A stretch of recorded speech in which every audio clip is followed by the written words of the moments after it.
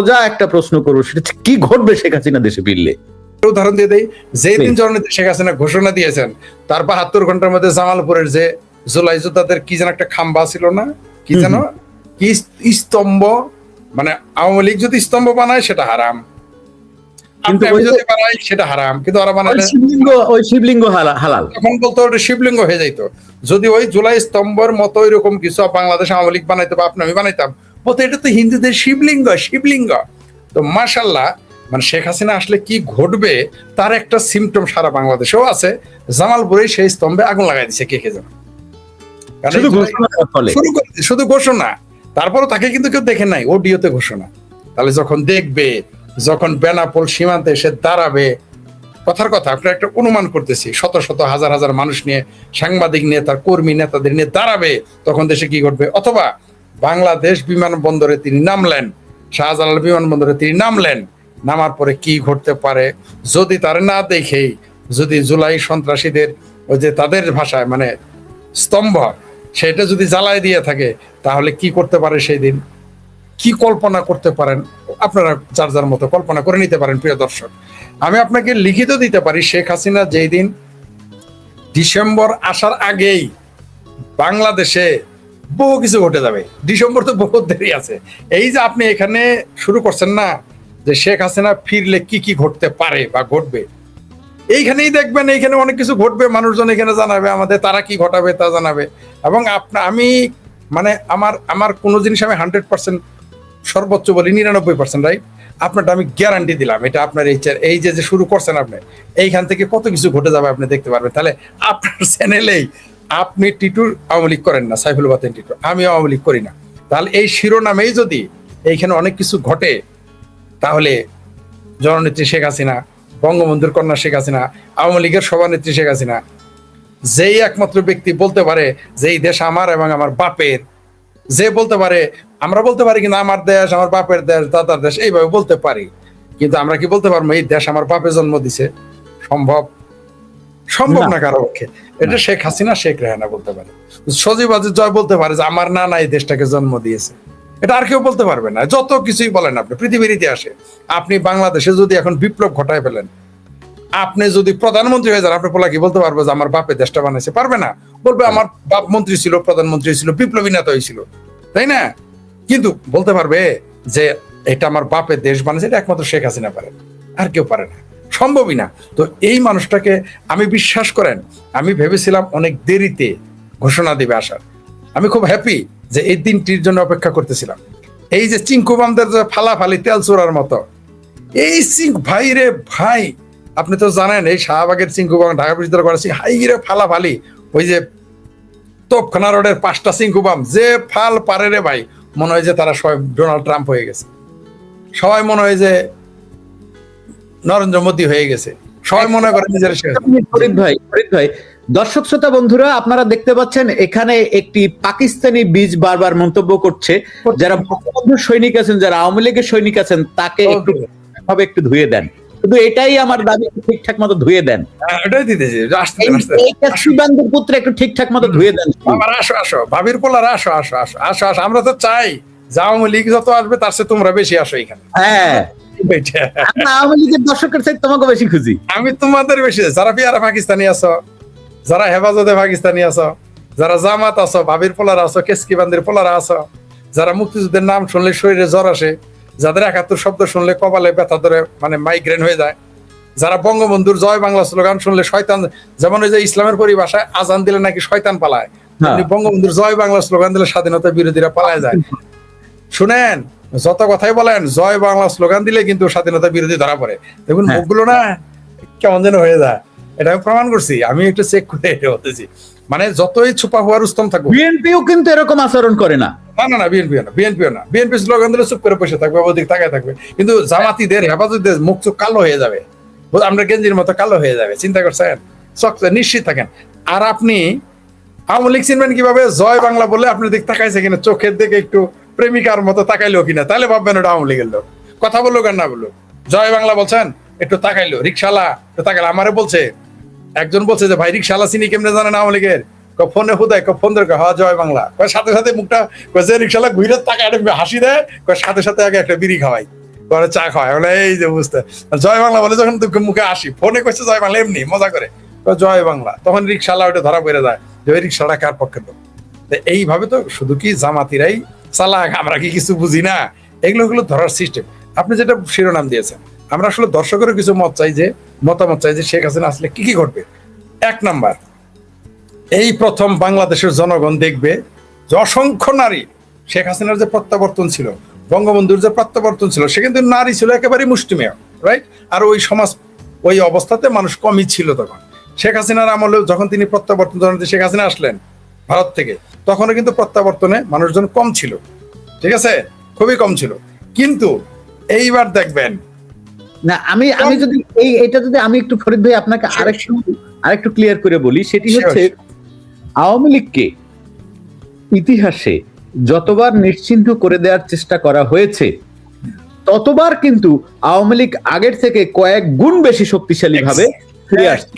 যদি আমরা 1975 সালের 15ই আগস্ট যখন বঙ্গবন্ধুর সপরিবারে বঙ্গবন্ধুকে হত্যা করা হলো, তার ওই সময় যে আওয়ামী লীগ আসলো, দেশে ফিরলো, অনেক ঘটনা ঘটলো, তারপরে 81 সালে যখন শেখ হাসিনা ফিরলেন,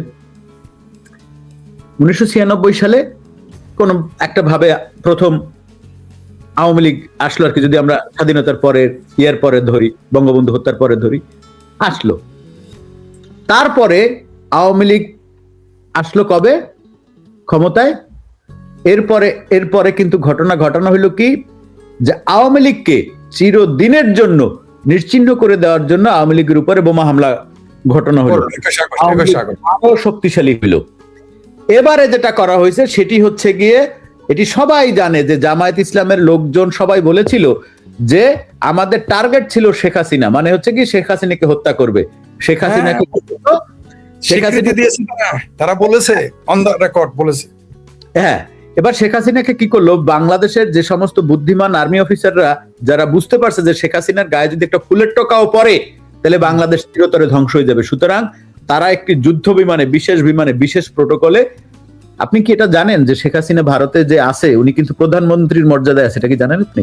হ্যাঁ হ্যাঁ, এটা অনেকেই জানে না, সবাই জানে রাষ্ট্রীয় অতিথি, কিন্তু উনি ওখানে প্রধানমন্ত্রী পদ মর্যাদায় আছেন। না, উনি এখানে প্রধানমন্ত্রী, কারণ এটা অনেকেই জানে না। এটা অনেকেই জানে না, কারণ হচ্ছে গিয়ে উনি কোথাও পদত্যাগ করেন নাই, বাংলাদেশের সংবিধান অনুযায়ী উনি এখনো বাংলাদেশের প্রধানমন্ত্রী। সুতরাং ভারত যদি বাংলাদেশের যেই ভারতের সহযোগিতায় আমরা মুক্তিযুদ্ধে জয়লাভ করার পরে যেই সংবিধানটা আমাদের রচিত হয়েছে, সেই সংবিধানকে যদি অস্বীকার করে শেখ হাসিনাকে রাষ্ট্রীয় সাধারণ অতিথি হিসেবে রাখে, তাহলে তাদের সেই মুক্তিযুদ্ধের যে সহযোগিতা এবং তাদের যে সেনারা মারা গেছে সেটি ভুলণ্ঠিত হবে, যার কারণে সেটা ম্লান হয়ে যাবে।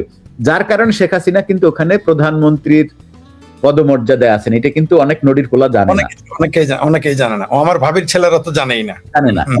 সুতরাং আমি যেটা বলতে চাচ্ছি সেটি হচ্ছে, শেখ হাসিনা যখন ফিরবেন, শেখ হাসিনা আওয়ামী লীগ প্রত্যেকবার ফেরার পরে যেই ভূমিকম্প বলি, অমুক হয় তমুক, এবার হবে সুনামি। এবং এই যে ভয় কি পরিমাণ পাচ্ছে, এর কিছু আপনি হচ্ছে গিয়ে এখানে মন্তব্যের ঘরে দেখতে পারবেন। আমি বেশি কথা বলবো না, আমি আপনার কাছে সরাসরি জানতে চাই কি হতে পারে রাজনৈতিক অঙ্গনে, কি হতে পারে আমলাতন্ত্রের ভেতরে, কি হতে পারে সেনাবাহিনীতে, কি হতে পারে বিমান বাহিনীতে, কি হতে পারে নৌবাহিনীতে, কি হতে পারে পুলিশে। এই সম্পর্কে চমৎকার কিছু বলেছেন। যেহেতু আপনার এখানে কথা বলে একটু সুবিধা হয়, কি আপনি স্বাধীনতা দেন, এবং আপনি যেগুলো মানুষ বলতে চায় না কিন্তু জনগণ শুনতে চায়, সেগুলো অনেক চ্যানেলে গিয়ে বলা যায় না, স্বাভাবিক ভাই, অনেকেরই তো নিরাপত্তা জনিত ব্যাপার থাকে। তো আপনি এই স্বাধীনতা দেন, এই জন্য আপনাকে ধন্যবাদ। আপনি যেটা বললেন প্রথমত, আপনি মেরে মুকাবাদ ছিন লিয়া, কি বলেছেন যে এইবার শেখ হাসিনা আসলে, মানে যতবার আওয়ামী লীগকে ধ্বংস করার অপচেষ্টা লিপ্ত হয়েছে, আইয়ুব খান থেকে শুরু করে, টিক্কা খান থেকে শুরু করে, 71 থেকে সবাই ধ্বংস হয়ে গেছে, ওরাই ধ্বংস হয়ে গেছে। ইতিহাস বলে যারা ওই যে বলে না যে ইতিহাস থেকে শিক্ষা নাও, ইতিহাসের শিক্ষা বলে আওয়ামী লীগের বিরুদ্ধে আইয়ুব খান লেগেছিল, হাওয়া। ইতিহাস বলে টিক্কা খান লেগেছিল, হাওয়া। ইতিহাস বলেছিল ভুট্টো লেগেছিল, হাওয়া, জুলফিকার আলী ভুট্টো, হাওয়া। ইতিহাস বলেছিল পাকিস্তান আওয়ামী লীগকে নিশ্চিহ্ন করেছিল, পুরো পাকিস্তানই ভেঙে গেছে, পুরো পাকিস্তান 71-16 এখন তো পাকিস্তানই থাকতেছে না, এই মুহূর্তে থাকতেছে না, মানে পাকিস্তানের পশ্চাৎ দেশ খালে বিলে, আমগর জামালপুরে বলে যে তোর পাশা তো খালে বিলে, এরকম অবস্থা হয়ে গেছে। তারপরে দেখেন তারা 75 চেষ্টা করলো, কিন্তু আওয়ামী লীগ 21 বছর পরে আরো শক্তিশালী হয়ে গেল। তার অন্যান্য ঘটনা বাদ দিলাম, তাকে জননেত্রী শেখ হাসিনাকে বহুবার হত্যা করার পরিকল্পনা করা হয়েছে। 21 আগস্টে প্রকাশ্য যে ভয়াবহ রাষ্ট্র দ্বারা রাষ্ট্রের পৃষ্ঠপোষকতা, যেখানে স্টেট বিএনপি জামাতের যে ক্ষমতাধরেরা তারাই প্রডিউস করেছে, তাদের পরিচালনায় তাদের প্রযোজনায় 21 আগস্ট হয়েছিল। তাতে আওয়ামী লীগ কি হয়েছে? আওয়ামী লীগ এসে আরো কত হয়েছে? একটানা 16 বছর ক্ষমতায় থেকেছে। তার ক্ষমতার শেষ 24 নির্বাচনে বিতর্ক থাকতে পারে, সেটা ভিন্ন কথা। 24 আগ পর্যন্ত তারা তো নির্বাচিত, এটা তো আপনাকে মানতে হবে যত কথাই বলেন। 24 নির্বাচন নিয়ে আপনি যত কথাই বলেন, আগের গুলো তো কম বেশি মানতে হবে। আর 2008-9 নির্বাচন সেটা তো ফেয়ার ছিল। সেখানে আমরা দেখেছি বিএনপি 29টি আসন পেয়েছে, মানে ভূমি ধস বিজয় অর্জন করে বাংলাদেশ আওয়ামী লীগ। আপনি তো তার সাথে পারবেন না। বরং যতবার মানে অনেকটা হচ্ছে দুর্বাঘাসের মতো, ওই যে কলমিলতার মতো, পানি যত বাড়ে, মানে পানি যদি 1 বিঘা বাড়ে তাও কলমিলতা উপরে, পানি যদি সালা 2 হাত বাড়ে তাও কলমিলতা উপরে। বিষয়টা অনেকটা এরকম। অর্থাৎ আওয়ামী লীগ হচ্ছে ঘাসের মধ্যে দুর্বাঘাস কোনো দিনই ধ্বংস করা যায় না। আপনি বট গাছ কাইটে সাফ করতে পারবেন, এত বড় বট গাছ, কিন্তু আপনি দুর্বাঘাস শেষ করতে পারবেন না, কেউ পারে না। আমরা ইতিহাস, আপনি দেখেন তো আমাদের বাংলাদেশ থেকে কেউ যদি বলে যে দুর্বাঘাস নির্মূল করবে, সম্ভব? আপনি বলেন পৃথিবীর কোনো বিজ্ঞান দিয়ে সম্ভব? কোনো কৃষি বিজ্ঞান দিয়ে সম্ভব না। তেমনি বাংলাদেশের রাজনীতিতে আপনি কখনোই বাংলাদেশ আওয়ামী লীগকে আপনি পছন্দ করেন আর না করেন, আপনি বাংলাদেশ আওয়ামী লীগকে পছন্দ করেন না করেন সেটা আপনার ব্যাপার, বা যে করবে না তার ব্যাপার। কেউ শেখ হাসিনাকে পছন্দ করুক না করুক তার ব্যাপার, কেউ জয় বাংলা স্লোগান পছন্দ করুক না করুক তার ব্যাপার। কিন্তু ইতিহাস কি বলে? আপনি জয় বাংলাকে উচ্ছেদ করতে পারবেন না। আপনি দেখেন এই তথাকথিত জুলাই সন্ত্রাস আন্দোলনের মূল স্লোগান কি ছিল? জয় বাংলা। হ্যাঁ, তারা এই তো এটা কিন্তু সবাই শুধু বলে যে মুজিবের বাংলায় ওই সময় ঠাই নাই, জিনা জয় বাংলা শুরু করছিল এই পদরা। এইটা পয়েন্ট টু উইনেস। দেখেন এটাও কি অনেকে ভুলে গেছে। তারা কিন্তু জয় বাংলা স্লোগান মুখে ছিল, সামনে কি শিবির আসতে পেরেছিল? পারেনি। ইভেন ইউনুসের প্রযোজনায়, তুরস্কের পরিচালনায়, পাকিস্তানের সহপরিচালক ছিল পাকিস্তান অ্যাসিস্ট্যান্ট ডাইরেক্টর। সেই যে শিবির যে ক্ষমতায় আসলো, মানে ক্ষমতা দখল করাইলো, নীলক্ষেতের ছাপ্পা ভোটে ভিপি বানাইলো। আপনি তো ভালো করে, এখনো কিন্তু লেখে নাই তারা শিবিরের পদপ্রার্থী, তারা কি লেখে সাধারণ জনতা। এখনো কিন্তু মুরদে কোলায় না, লিখতে হয় সাধারণ জনতা।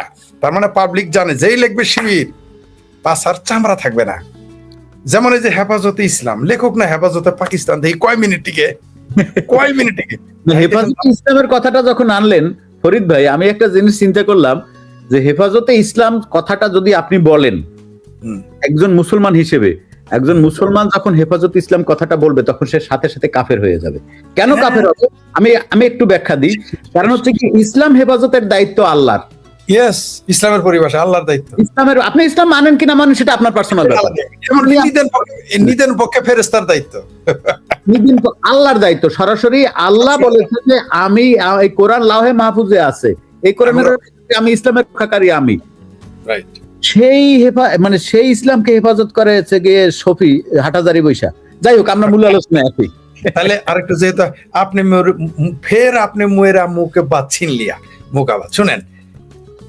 এনটিভি কার টিভি? এটা ফালু সাহেবের টিভি, বিএনপির। এই এনটিভির একটা সাক্ষাৎকার একটা আলেম যখন হেফাজতে ইসলাম খুব লাফালাফি করে, তখন একজন টিভিতে, ওই এনটিভিতে বসে বলছিল যে হেফাজতে ইসলাম শব্দটাই কুফরি। যেটা আপনি বলেন এটা বহু আগে মৌলানা সাহেব বলেছে, এটা কুফরি। হেফাজত ইসলাম, আল্লাহ হেফাজত করবে, ইসলাম মামুন বলছে যে কার হেফাজত ইসলাম কিভাবে, মানুষ কিভাবে ইসলাম রক্ষা করবে। যাই হোক, আমরা ওই প্রসঙ্গে গেলাম না। এইবার আসি, শেখ হাসিনা কেন আসবে জানেন? মৌলবীদের না বেতন কমে এসেছে। মৌলবীরা 1 মাসের আগে কিন্তু অ্যাডভান্স বেতন পাইতো আওয়ামী লীগের আমলে। আজকে আপনি যখন শিরোনাম আমাকে দিলেন না, অদ্ভুত। আপনি বললেন না যে আজকে কয়টার সময় থাকবেন, বললেন না যে আমি 60,000 বার কল দিছি, আমি তো শুয়েছিলাম, তো বুঝতে পারিনি, রিংটোন অফ ছিল। তো ওই যে এক মৌলবী ফোন করছে, ফরিদ সাহেব আরেকটা কথা যুক্ত করবেন। মানে আমার কিন্তু খোরাক দেয় কিন্তু জনগণ, আমি কিন্তু আমার কথা বলি না, আমি কিন্তু হয় আপনার কথা নয় আরেকজনের কথা ডানে আমি শুনেই বলি। ঠিক আছে, আমি কিন্তু আসমান থেকে তো জিবরাইল আসে নাই, হিমালয় পর্বত থেকে দেবতাও আসে নাই আমাকে কথা বলার জন্য, তাই না? আমি তো কারো কাছ থেকে জেনেই বলি, আর সারাদিন কথা বলি। সব এত কথা আমি কোথায় পাবো? নিশ্চয়ই কেউ আমাকে ইনফরমেশন দেয়, তাই না? তাইলে তো আমাকে এক বললো যে ফরিদ ভাই আমার নাম বলবেন না। আমি যে ঠিক আছে, আমাদের জামালপুরের। ভাই বেতন দেয় না, নাই আমার ছাত্র দল করে কামাই নাই, বিএনপি ফোন করলে টেয়া দেয় না, শিবিরের মিছিল করা লোক সে বলতেছে ছাত্র জীবনে শিবিরের মিছিল করছে, আর হেফাজতের সময় হেফাজত ছিল, আওয়ামী লীগের আমলে হেফাজত করা লোক, বুঝছেন তো কত শক্তিশালী।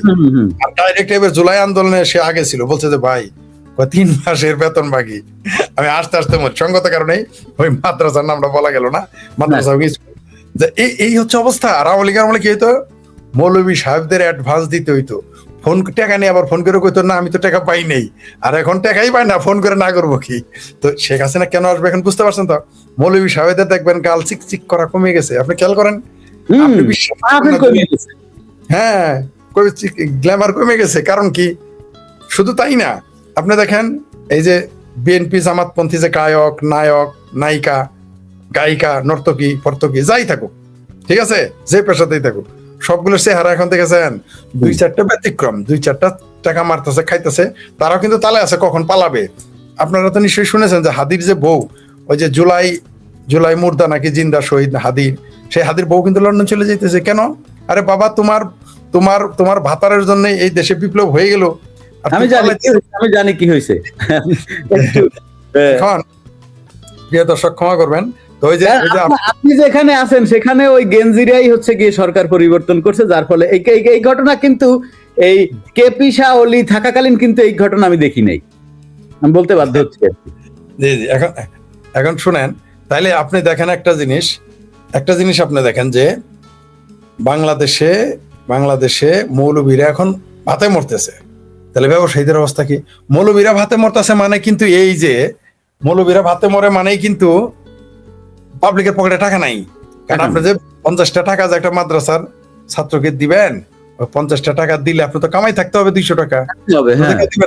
রিক্সাওয়ালারে আপনি বোনাস দিবেন 20টা। আরো ভালো কথা, আসল কথাই ভুলে গেছি, রিক্সাওয়ালাদের এখন মানুষ না, রিক্সায় চড়ে না মানুষ, নাই রিক্সাওয়ালাদের জিজ্ঞেস করছি কামাই নাই কেন, ও ঢাকা শহরে মানুষ নাই, কয় আছে, ভাই পকেটে টাকা থাকা লাগবো তো, 70 টাকা দিয়ে যে রিক্সা, 50 টাকা নিচ্ছে তো রিক্সা ভাড়া নাই, কামাই থাকা লাগবো তো। ঢাকা শহরে তাইলে ভাই আমার একটা কথা বলেন, একটা প্রশ্নের জবাব, সেটা হচ্ছে এই শেখের বেটি একটা মেট্রো রেল কইরে দিয়ে গেছিল, যদি মেট্রো রেল না থাকতো তাহলে কি দশা হয়েছিল মানুষের, আপনি একবার একটু ভাবতে পারেন? আপনি মেরে মুকাপাত ছিনলিয়া না, আপনি আমার ঠোঁটে কথাটা এবার ছিনে নেন না, এবার কথাটা মনে করিয়ে দিয়েছেন। এটা কিন্তু অদ্ভুত ব্যাপার, আপনি মানুষের কি কষ্ট হইতো জানেন, এই যে 35 টাকা দিয়ে 50 টাকা দিয়ে 100 টাকা দিয়ে আসা যাওয়া, কি পরিণতি হইতো মানুষের, কি পরিণতিটা হইতো এই ঢাকা শহরে মানুষের কি পরিণতি হইতো কল্পনা করা যায় না।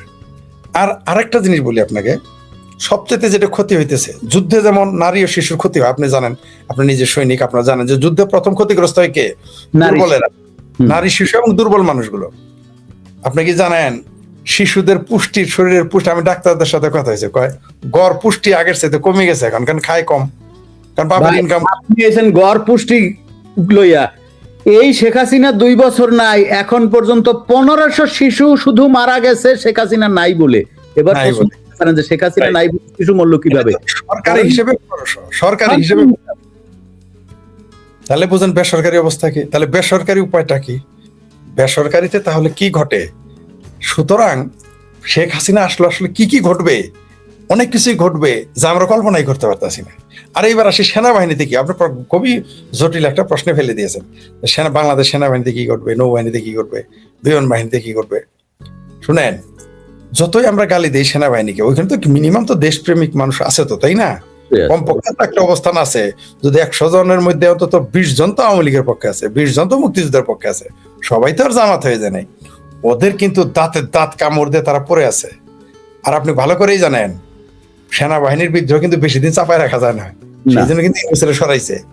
এই ওয়াকার সাহেব পরিবর্তন হোক না, শুধু যারে তারেক রহমান আনবে তাকে তো যেতেই হবে, ওয়াকারকে তো হি মাস্ট গো, তাকে তো যেতেই হবে, আজ না হোক কাল তো যেতে হবে। আর তখন কি ঘটবে? আর যে কোনো সময় যে কোনো কিছু ঘটে যেতে পারে। তবে একটা কাজ ভালো করেছেন, মানে তাকে যারা এই পরামর্শ দিয়েছেন, যেমন শেখ হাসিনাকে, যে আপনি ঘোষণা দেন আপনি আসতেছেন, অথবা তিনি নিজেও যদি সেলফ ঘোষণা দিয়ে থাকেন, ঝুঁকি নিয়ে থাকেন, চমৎকার একটা কাজ হয়েছে ভাই। আপনি বিশ্বাস করেন পুরো বাংলাদেশ ওই হ্যাঁ, বাংলাদেশ যতই চাপাচাপি মানে যারা যতই চাপাচাপি করুক, যতই চাপা মারুক এই বিএনপি জামাত হেফাজত আমার বাবির পোলা সহ, ভিতরে ভিতরে কিন্তু তারা তাদের পায়ের নিচে মাটি নাই। এই শেখা মানে জামাল সিরাজগঞ্জের ভাষায় আইলো বিলা, আর আমাদের জামাল ভাষা আইলো রে আইলো, এই বুঝি আইলো আয়া সারলো সবারই এই। বরং বাংলাদেশ আওয়ামী লীগ ছাত্রলীগ মানে আওয়ামী লীগের অঙ্গ সংগঠনের চাইতে সাধারণ মানুষ বেশি আলোচনা করতেছে।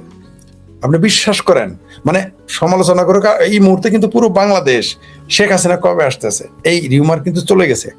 আর বিএনপির ভিতরে এই যে 6 মাসে যে উপদলীয় কোন্দল সৃষ্টি হবে, এইটা বিএনপির জন্য জামাতের জন্য দেখতে পারবেন কাল হয়ে দাঁড়াবে কাল। আর এটাই আওয়ামী লীগের জন্য সাপে বড় হয়ে যাবে। কারণ মনে রাখবেন যে আপনি আমার সম্পর্কে যা জানেন, আমি আপনার সম্পর্কে যা জানি, প্রতিপক্ষ কি জানে না। আপনি যদি আমার বিট্রে করেন বা আমি যদি আপনার সাথে বিট্রে করি, আমি সবচেয়ে করতে পারবেন, আপনি আমার একেবারে সবচেয়ে বেশি ক্ষতি করতে পারবো, রাইট? তাহলে আপনার 1000 শত্রুর চেয়ে বেশি ক্ষতি আমিও করতে পারবো আপনাকে, আপনিও আমাকে করতে পারবেন। তাহলে মনে রাখেন ওই লোকগুলো কিন্তু এখন ধীরে ধীরে, বুঝতে পারছেন, ওই যে বিএনপি ক্ষমতায় আসার পরে বিআইয়ের চাচাতো ভাইয়ের যে পিটাইছে ক্ষমতার জোরে, ওরা কিন্তু জেগেছে, ভেতরে চাকরি খেয়েছে, তারা কিন্তু জেগেছে। ওই যে ইসলামী ব্যাংক থেকে 6000 চাকরি খাইছেন, সেই 6000 লোক কিন্তু আওয়ামী লীগের কর্মীর সাথে বেশি কাজ করতেছে। তারপরে ক্ষমতায় গিয়েই দোকানে হামলা, বাড়িতে হামলা, ওরে মায়ের, মানে আমি আওয়ামী লীগের কর্মীদের কথা বলতেছি না, তাদের তো হিসাব আলাদা, এদের উপর নির্যাতন তো হয়েছে। যারা আওয়ামী লীগ করে না তাদের উপরেও কিন্তু কম নির্যাতন হয় না। আপনি কিন্তু শুধু আওয়ামী লীগটা দেখেছেন, সাধারণ মানুষের উপরে যে নির্যাতন করেছে জামাত বিএনপিরা, মানে মাস্তানি করেছে, পাবলিক ফুলতেছে শুধু, ব্যাঙ আছে না ওই যে গোতা ব্যাঙের মতো ফুলতেছে শুধু, বুঝতে পারছেন? আর এরা কি করতেছে, আর বিএনপির মধ্যে যারা আছে, যারা সুবিধা পায় না, তারা কিন্তু নয় বউয়ের মধ্যে গাল ফোলায় বসে আছে, সবগুলো নয় বউয়ের মধ্যে গাল ফোলাইতেছে। তো এই যে একদিকে হলো নিজের দলের মধ্যে বিএনপির মধ্যে গাল ফোলা নয় বউয়ের মতো, আর এই সাধারণ মানুষকে যারা নির্যাতন নিপীড়ন করেছেন, যার বাড়ির গাছটা কেটে নিছেন, যার পুকুরে মাছটা মেরে নিছেন, যার গরুটা আগুন দিয়ে, মনে আছে তো, আগুন দিয়ে গরু পুড়িয়ে দিয়েছে, মহিষ পুড়িয়ে দিয়েছে, কত হারামি মানুষ। আর মানুষই মানুষ পুড়িয়ে মেরে ফেলে, আর তো গরু আসুক। তারপর পুকুরে বিষ দিয়েছে, ওই লোকটা কাঁদতেছে, যার ক্ষেতে ধান কেটে নিয়ে গেছে, ধানের ক্ষেতে আগুন লাগাই দিয়েছে। এগুলো কি মানুষ ভুলে গেছে মনে করেছেন? কিছুই মানুষ ভুলে নাই, মানুষ কিছু ভুলে না, সুযোগের অপেক্ষায় থাকে। আপনি কি মনে করেছেন যে এই যে আওয়ামী লীগের যে পতনটা ঘটেছে, এখানে শুধুমাত্র কি তাদের শক্তি বেশি বলে? না, আওয়ামী লীগের ভিতরে ঘুণ ধরে গিয়েছিল, ঘুণ দ্বারা কাটতে এমনি পড়ে যায়। এখন যেটুকু আছে সার, মনে করেন একটা ঘুণধারা বাঁশ বাড়ি টাড়ি দিলেন, ভিতর থেকে ঘুণ চলে গেল, কাঠটা থাকলো। এখন তো আওয়ামী লীগ পুরা যেটুকু আছে কাঠ, আওয়ামী লীগ এখন যেটুকু আছে ওটি কিন্তু এখন শক্ত কাঠ, এখন কিন্তু ঘুণ ধরা নাই। ঘুণে তারা যাও ছিল, ঘোষণা দেওয়ার পর কিন্তু ওই ঘুণ বাড়াই যাইতেছে। আশা করি সমাজদারকে এটা বলবো না আমরা, ক্লিয়ার। ওই জননেত্রী শেখ হাসিনা কিন্তু এক ঢিলে কয়েক পাখি মেরে ফেলেছে। বিশ্ব মিডিয়াকে বলে দিয়েছে, ঠেকাও তোমরা আমাকে কথা বলতে দিবা না, মিডিয়া কভারেজ তার শেখ হাসিনা। তারপরে কি করেছে, সরকারকে চ্যালেঞ্জ করেছে, আদালতকে চ্যালেঞ্জ করেছে। তারপরে কি আওয়ামী লীগের কর্মীদের মনোবল চাঙ্গা করেছে। আরেকটা কাজ কি করেছে শেখ হাসিনা, সে হলো কর্মী আওয়ামী লীগের ভিতরে যারা 2 নম্বরে আছে তাদের কিন্তু ফেফড়ার গলা শুকিয়ে যাইতেছে। হায় এত টাকা মেরেছি, এখন যদি না যাই তাহলে ধরা, মানে গেলেও ধরা, না গেলেও ধরা। এইবার ধরা না গেলে শেখ হাসিনা নোটে চলে যাবে, আর গেলে তো কাজ করতে হবে, মাঠে থাকতে হবে, ঝুঁকি নিতে হবে। আর তো ওই যে চেহারা না দেখায় ফেসবুকে বলা, তারপরে বড় বড় লেকচার দেওয়া, ওগুলো তো চলবে না। এখন তো সামনে আসতে হবে, কারণ সামনে তো আমি থাকবো না, আপনি থাকবেন না, মাঠে ময়দানে তাদেরই থাকতে হবে। তো তখন তো এইবার তো আর বলতে পারবে না যে নেত্রী ঘোষণা দেয় নাই তাই আসি নাই। এইবার কি বলবে? আমি বলতাম আপনারা প্রকাশ্যে কথা বলেন না কেন? কি বলছে জানেন মিথ্যুকেরা? ওর নেত্রী তো আমাদের নির্দেশ দেয় নাই। আমি বলছি নেত্রী কি আপনারা নির্দেশ দিচ্ছে? আমার কথা তো আমি বলছি যে নেত্রী তাহলে ওই যে আপনি যে টেহাটা মারছিলেন, আপনি চাকরি দিতে 20 লাখ দিতেন, ওটা বোধহয় নেত্রী কয়ে দিয়েছিল না? তারপর আপনার বউরে যে পোলার শালারে যে এই পদে দিচ্ছেন, ওই পদে দিচ্ছেন, ওইগুলো বোধহয় নেত্রী কয়ে দিছিল। তারপর কোটি কোটি টাকার, মানে একজন আমাকে নিজে বলেছে যে তার জামাই বাড়ি 20 কোটি, আমার কাছে আওয়ামী লীগের এক নেতা বলেছে যে 20 কোটি টাকা, হয়তো সে কম বলেছে অথবা বেশি বলে, সেটা তার ব্যাপার। আমাকে বলেছে যে 20 কোটি টাকা তার মেয়ের জন্য সে দিছে। সেই লোকের বলছিলাম জামালপুরে 1,05,00,000 টাকা ছাত্রলীগের যারা আছে তাদের একটু চালান, তারা বিপদে আছে, মামলা আছে। গলা শুকাই ফেললো, টাকা নাই। তো ওই যারা তো এবার ধরা খাবে। 20 কোটি টাকা সে নিজের মুখে বলছে আমার কাছে, মানে একটা। তাহলে ওই 20 কোটি টাকা যে দুর্নীতি করছে, ওটা কি শেখ হাসিনা কয়ে দিয়েছিল? আমি বলছি যে শেখ হাসিনা সব করে দিছিল আপনাদের, তাই না? শেখ হাসিনা আপনাদের বলছিল তোমরা দলীয় কোন্দল করো, শেখ হাসিনা আপনাকে বলেছিল উপদলীয় কোন্দল করো, শেখ হাসিনা আপনাকে বলেছিল যে মাপে কম দাও, সব ওইগুলো করে দিছিল, তাই করছিলেন। কন্ট্রাক্টরি, ঠিকাদারি ব্যবসা, চাকরি ব্যবসা, তারপরে আরে বেগমপাড়া, কেরালা বেগমপাড়া, শেখ হাসিনা করে দিছিল, সুইস ব্যাংকে টাকা রাখার কথা বলছি। মানে সবকিছু যখন যখন নেতৃত্বের প্রশ্ন, ঝুঁকির প্রশ্ন, নেত্রী এইবার তো নির্দেশ দিয়ে দিছে, এইবার তো নির্দেশ না, নেত্রী নিজেই বলছে আমি আসতেছি, এইবার যাবে কোথায় শোনাবো। আমি আসতেছি, মানে তোমরা কি করবে না করবে এটা তোমরা নিজেরা বুঝে নাও। আমার এটা তো বলার দরকার নাই আমার সাথে। অর্থাৎ আপনি বলেন যে ফরিদ ভাই আমি কিন্তু যুদ্ধে নেমে গেলাম, তার মানে তো এই না যে আপনি আমার সাথে আসেন, মানে ওটা তো না, আপনি বলছেন যে আমি নেমে গেছি, আপনি কই বক্তব্য পরিষ্কার বলতে হবে। যখন শেখ হাসিনা বলে দিছে যে আমি তো ডিসেম্বরে আসবো, অলরেডি যেগুলো যাও 2-4টা চিঠা থাকবে, ওগুলো চলে যাবে, ভালো, আমার মতে ভালো হয়েছে। বললাম তো জনতা শেখ হাসিনা এখানে এক ঢিলে কয়েক পাখি মেরে ফেলেছে, রাষ্ট্রকে চ্যালেঞ্জ করছে, বিশ্বকে চ্যালেঞ্জ করছে, আদালতকে চ্যালেঞ্জ করছে, কর্মীদের মনোবল চাঙ্গা করেছে, এবং দলের ভিতরে থাকা যে হিপোক্রেট আছে, ভণ্ড আছে, বেঈমান আছে, তাদের হলকম শিখে গেছে এখন, যে ফেসে গেছে। জি, কিছু কমেন্ট দেখার জন্য জনগণ কি বলে? না, জনগণ বলতেছে কমেন্ট অনেকই আসতেছে, আমি আসলে কমেন্ট দেখানোর সুযোগটা পাচ্ছি না। মানে অনেক কমেন্ট তো আসলে কিভাবে কি ইয়া করব। মানে এখানে অনেকে লিখেছে ধর্ম ব্যবসা বন্ধ হয়ে যাবে, আপনাকে অনেক শুভেচ্ছা জানিয়েছে। শেখ হাসিনাকে সবাই মানে ইয়া করতেছে, এবং একজন বারবার লিখতেছে যে এই যে আজকে এই যে কি বলে আপনার যে পবিত্র যে দল একটি রাজনীতিতে, মানে বাংলাদেশের রাজনীতিতে সবচাইতে পবিত্রতম দল, যাদের লগে আর কি মানে নুনু নাই এরকম একটা ব্যাপার পর্যন্ত তারা দাবি করার চেষ্টা করতেছে, মানে তারা কিছুই করে না। এই বিষয়ে জানতে চাইতেছে আপনার কাছে। আরেকজন জানতে চাইতেছে, তার নাম হচ্ছে মুগ্ধ 71, সে হচ্ছে ফরিদ ভাই সোহরাওয়ার্দী উদ্যানে সরকারি জায়গা দখল করে মসজিদ তৈরি করছে, এই বিষয়ে কিছু আপনার কাছে বোধহয় জানতে চেয়েছে। আরো অনেকের অনেক কথা আছে, আমি সেই আপনি কোনটার উত্তর আগে দিবেন কোনটার উত্তর পরে দিবেন সেটা আপনার উপরে ডিপেন্ড করে। কিন্তু আমার একটি প্রশ্ন হচ্ছে গিয়ে, বাংলাদেশের সরকারি চাকরিজীবীদের মধ্যে সবচাইতে বেশি ক্ষতিগ্রস্ত হয়েছে বাংলাদেশ পুলিশ। এবং আমি একটু আপনার একটা কথা বলে দেই, সেটি হচ্ছে পুলিশ, আর্মি, বিডিআর বা এই যারা একসাথে ট্রেনিং করে চাকরি করার যাদের বিষয় হয়েছে, তাদের মধ্যে কিন্তু একটা বিষয় থাকে, সেটি হচ্ছে ব্যাপারটি এরকম যে আমি আমার সাথে আমার ব্যাচম্যান এখানে দাঁড়ানো, আর সামনে যে শত্রু সে আমার আপন মায়ের পেটের ভাই, আমি কিন্তু বাঁচানোর জন্য আমি কিন্তু আমার ভাইয়ের এটা ফোর্স এরকমই, এভাবেই ফোর্স চলে। এই যে কেউ বলে মানে সরকার বলে 44 জন, কিন্তু আপনিও খুব ভালো করে জানেন, আমিও খুব ভালো করে জানি 44 জন না, যেটি আমরা 3000ও না যেমন তেমনি আবার 44 জনও না, কিন্তু এক্সাক্ট যে তথ্যটি সেটি এখন পর্যন্ত যেটি পাওয়া গেছে সেটি হচ্ছে পুলিশ মারা গেছে 753 জন পুলিশ, যেটা আমার কাছে যেটা এখন পর্যন্ত যতটুকু অথেন্টিক আছে 753 মানে 750 পুলিশকে হত্যা করা হয়েছে, এবং অনেক পুলিশকে মেরে পুড়িয়ে দেওয়া হয়েছে, মানে তাদের আর মানে সে ভিডিও আছে। এই পুলিশ বাহিনীর কিন্তু একটা ব্যাপক ভয়ঙ্কর একটা ক্ষোভ, এই যে জুলাই বিপ্লবী বলি, আপনার জুলাই বিপ্লবী তো বাল মূলত তো জামাত।